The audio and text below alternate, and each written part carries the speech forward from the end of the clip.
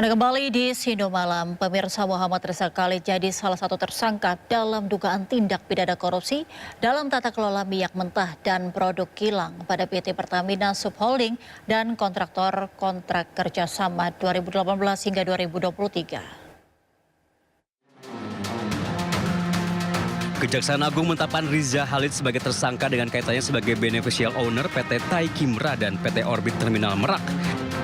Namun saat ini Kejagung belum mengetahui posisi Riza Khalid. Terlebih Riza telah dipanggil beberapa kali namun tidak datang.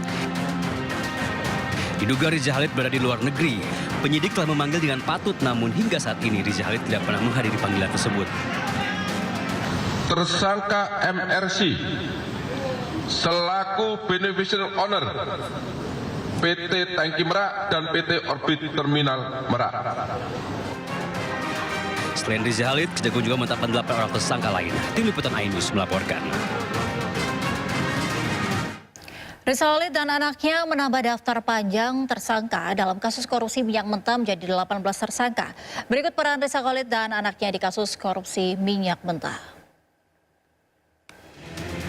Saudagar minyak Muhammad Rizal Khalid dan anaknya M. Keri Andrianto Riza ditetapkan sebagai tersangka kasus dugaan korupsi tata kelola minyak mentah dan produk kilang pada PT Pertamina. Bapak dan anak ini berbeda peran dalam kasus korupsi minyak mentah. M. Keri lebih dulu ditetapkan tersangka oleh Kejaksaan Agung pada Senin 24 Februari 2025 lalu. Keri menjabat beneficial owner PT Navigator Khatulistiwa. Keri diduga melakukan pemufakatan jahat dalam pengadaan impor minyak mentah oleh PT Kilang Pertamina Internasional dan produk kilang oleh PT Pertamina Patraniaga. Proses impor ini dilakukan untuk mengambil untung secara sepihak. Pada Juli ini, Kejagung menetapkan Muhammad Rizal Khalid sebagai tersangka. Riza merupakan beneficial owner PT Navigator Khatulistiwa dan PT Orbit Terminal Muhammad Rizal Khalid. Rizal Khalid menyepakati kerjasama penyewaan terminal BBM Tangki Merak dengan melakukan intervensi kebijakan tata kelola PT Pertamina. Perbuatan Rizal Khalid melawan hukum sebab kerjasama ini dilakukan dengan mengintervensi kebijakan tata kelola minyak di perusahaan BUMN tersebut.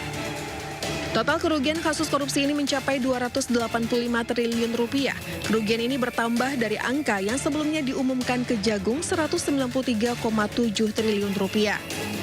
Rizal Khalid dan anaknya menambah daftar panjang tersangka dalam kasus korupsi minyak mentah menjadi 18 tersangka.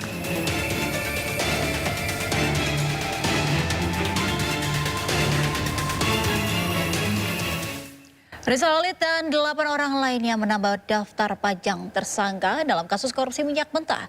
Saat ini total ada 18 tersangka kasus korupsi minyak mentah dan berikut daftarnya.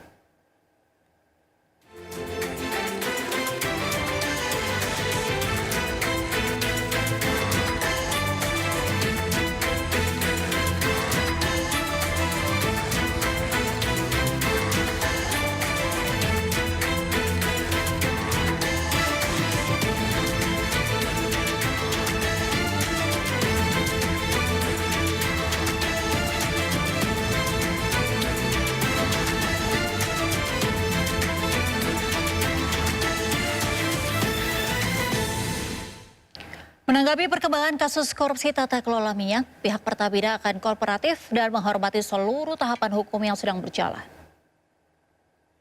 Menanggapi perkembangan terkini terkait dengan proses hukum yang berlangsung di Kejaksaan Agung, Pertamina menyerahkan sepenuhnya proses hukum dan menghormati aparat berwenang dalam melaksanakan tugasnya di Kejaksaan Agung.